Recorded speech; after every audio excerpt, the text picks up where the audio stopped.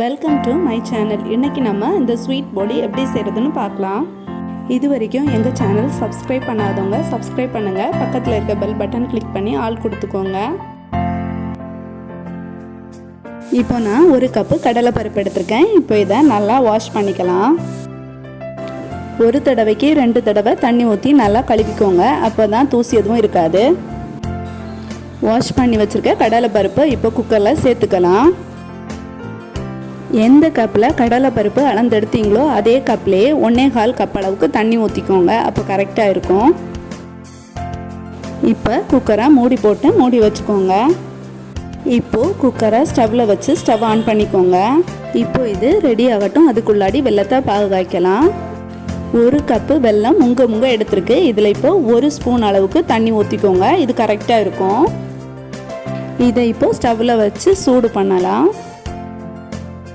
இதை சிம்மில் வச்சு சூடுபடுத்திக்கோங்க. அப்போ தான் கரெக்டாக இருக்கும்.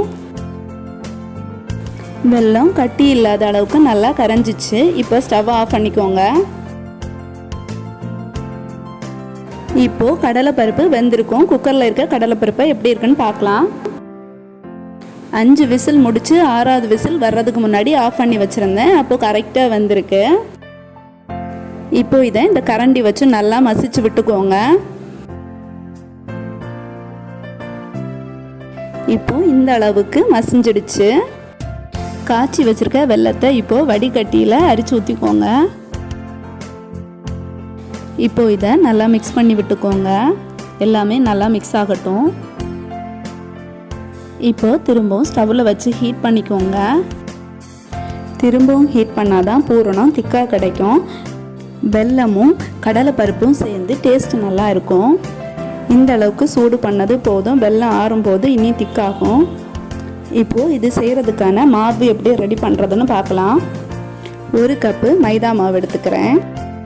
கொஞ்சோண்டு ஏலக்காய் தூள் எடுத்துக்கோங்க. அப்போ தான் வாசனை நல்லாயிருக்கும். நான் இப்போது 3 டீஸ்பூன் அரிசி மாவு எடுத்துக்கிறேன். நீங்கள் பெரிய ஸ்பூனில் எடுத்தீங்கன்னா 2 ஸ்பூன் எடுத்துக்கோங்க. 1 பிஞ்ச் அளவுக்கு உப்பு போட்டுக்கோங்க. நான் இப்போது கலருக்காக 1/2 டீஸ்பூன் மஞ்சத்தூள் சேர்த்துக்கிறேன். இப்போ இதை நல்லா மிக்ஸ் பண்ணி விட்டுக்கோங்க. எந்த கப்பில் மாவு எடுத்தீங்களோ அதே கப்லேயே 1.25 கப் அளவுக்கு தண்ணி எடுத்துக்கோங்க. கொஞ்சம் கொஞ்சமாக தண்ணி ஊற்றி மிக்ஸ் பண்ணிக்கோங்க. அப்போ தான் கட்டி எதுவும் பிடிக்காமல் இருக்கும். இப்போது இந்த மாதிரி மிக்ஸ் பண்ணி எடுத்தாச்சு. தோசை மாவை விட கொஞ்சம் கூட லூஸாக இருக்கணும். அப்போ தான் கரெக்டாக இருக்கும். அரிசி மாவு இதோட மிக்ஸ் ஆகும்போது இன்னும் கொஞ்சம் திக்காகும். அதனால கரெக்டாக இருக்கும். இப்போ நான் இந்த மாவில் 2 ஸ்பூன் சீனி போடுறேன். அப்போ தான் டேஸ்ட்டு கரெக்டாக இருக்கும்.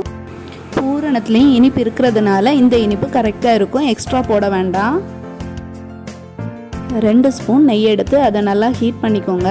இப்போ அதை இதில் ஊற்றிக்கலாம். நெய் இப்போ சேர்க்குறதுனாலும் சேர்த்துக்கலாம். இல்லை பிறகு போலி செய்யும் போது அதுக்கு மேலே சேர்க்குறதுனாலும் சேர்த்துக்கலாம். இப்போ இதை நல்லா மிக்ஸ் பண்ணிக்கோங்க. இப்போது ஸ்வீட் போலி செய்கிறதுக்கு மாவு ரெடி ஆகிடுச்சு.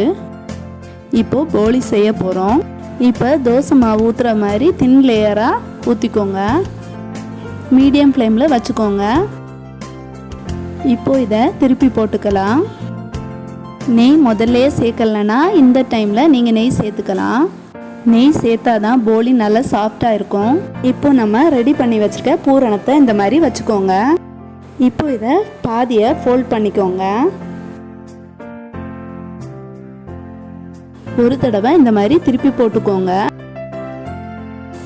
இப்போது ஸ்வீட்டான போலி ரெடி ஆயிடுச்சு. இப்போ இதை ஒரு சாஸரில் எடுத்து வச்சுக்கலாம். கண்டிப்பாக நீங்களும் செஞ்சு பாருங்கள். இந்த வீடியோ உங்களுக்கு பிடிச்சிருந்துன்னா லைக் பண்ணுங்கள், ஷேர் பண்ணுங்கள். சப்ஸ்கிரைப் பண்ணாதவங்க சப்ஸ்கிரைப் பண்ணுங்கள். பக்கத்தில் இருக்க பெல் பட்டன் கிளிக் பண்ணி ஆல் கொடுத்துக்கோங்க. Thank you friends.